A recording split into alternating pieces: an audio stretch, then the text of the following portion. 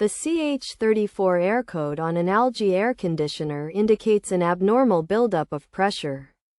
This issue can be caused by a blocked air filter and condenser coils, or a defective high-pressure sensor. To fix the problem, start by resetting the air conditioner, which can resolve temporary glitches. To do this, disconnect the unit from the power source. Wait 10 minutes, and then reconnect and turn it on to see if the issue is resolved. Next, inspect the air filter and condenser coils to ensure they are free of dust and debris.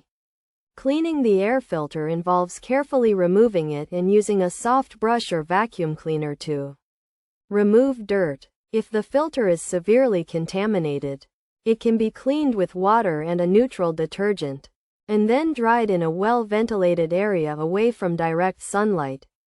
If resetting and cleaning the filter and coils do not resolve the issue, the problem may be a faulty pressure sensor.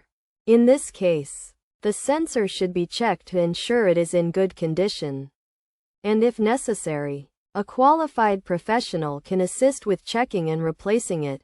If the problem persists after trying these steps, it is recommended to contact a qualified professional for further assistance.